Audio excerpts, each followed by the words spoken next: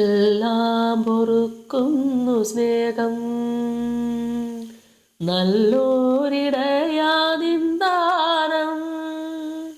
അറിയാതെ ഞങ്ങൾ നടന്നു,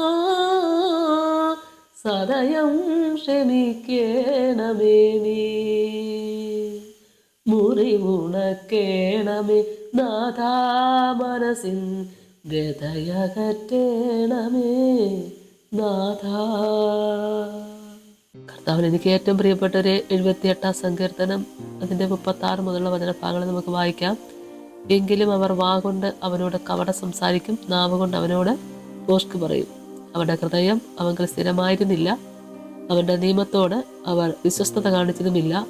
എങ്കിലും അവൻ കരുണയുള്ളവനാകൊണ്ട് അവരെ നശിപ്പിക്കാതെ അവരുടെ അകൃത്യം ക്ഷമിച്ചു. തൻ്റെ ക്രോധത്തെ മുഴുവനും ജ്വലിപ്പിക്കാതെ തൻ്റെ കോപത്തെ പലപ്പോഴും അടക്കിക്കളഞ്ഞു. എങ്കിലും അവർ വായുകൊണ്ട് അവനോട് കപട സംസാരിക്കും, നാവ് കൊണ്ട് അവനോട് ഭോഷ്ക് പറയും.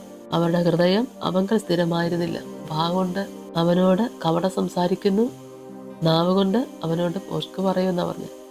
ഒരു സ്ഥിരത അവർക്കില്ല, അവരുടെ ഹൃദയം അവങ്കൽ സ്ഥിരമായിരുന്നില്ല എന്നാ പറഞ്ഞ്.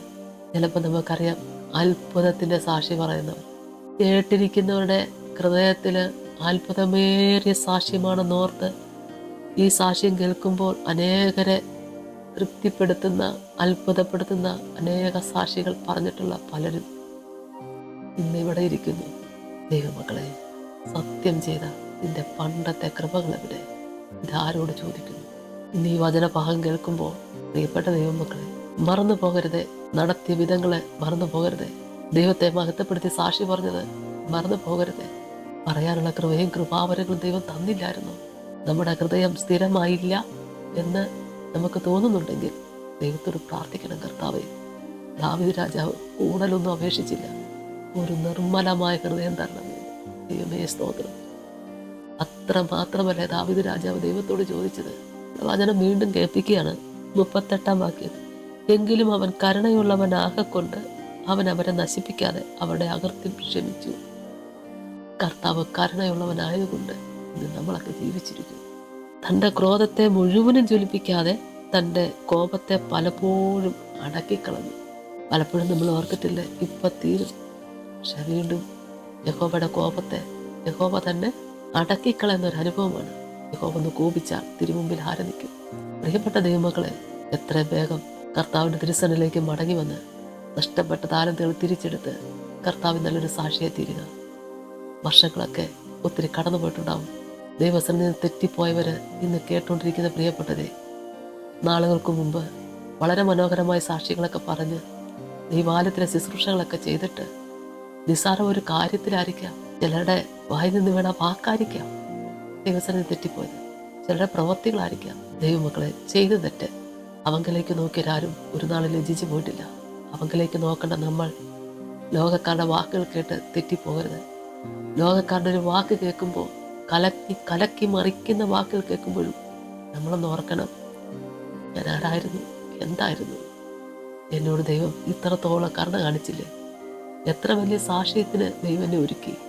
ഇന്നും കർത്താവിൻ്റെ കരുണ കൊണ്ട് ഞാനും എൻ്റെ കുടുംബവും ജീവിച്ചിരിക്കുന്നു. അറിയുന്നില്ലേ? പറയാനുള്ള കൃപയും വരങ്ങളും ഒക്കെ ദൈവം നമുക്ക് ദാനമായി തന്നില്ലേ? തന്ന ഉപകാരത്തെ ഓർത്ത് ദൈവത്തിന് നന്ദി പറയാം. ദൈവം അനുഗ്രഹിക്കട്ടെ. പ്രാർത്ഥിക്കാം. സ്തോത്ര കർത്താവേ, കരുണാസമ്പന്നന്റെ സ്വർഗീയ നല്ല ദൈവമേ, കർത്താവിൻ്റെ തിരുസന്നിധിയിലേക്ക് അടിയങ്ങളൊക്കെ സമർപ്പിച്ചുകൊണ്ട് പ്രാർത്ഥിക്കുന്നപ്പ എൻ്റെ കർത്താവേ, ക്രൈസ്തവ ലോകത്തിന് വേണ്ടി അടിയും പ്രാർത്ഥിക്കുക. ദൈവം കൊടുത്ത ഉപകാരങ്ങൾ കർത്താവേ, ഒരുപാട് അത്ഭുതത്തിൻ്റെ സാക്ഷ്യം പറഞ്ഞവൻ, അനുഗ്രഹിക്കപ്പെട്ട സാക്ഷി പറഞ്ഞവൻ, അനേകരെ ക്രിസ്തുവിലെത്തിച്ചവർ, നിസ്സാരം ഒരു വാക്കുകൾ കൊണ്ടോ പ്രവൃത്തി കൊണ്ടോ കർത്താവേ നിന്റെ സന്നിധിയിൽ തെറ്റിപ്പോയെങ്കിൽ ഇന്ന് എന്നെ ശ്രമിക്കുന്ന ആരെങ്കിലും ഇതിനകത്തുണ്ടെങ്കിൽ അവർക്ക് വേണ്ടി ഈ സമയത്ത് പ്രാർത്ഥിക്കുക.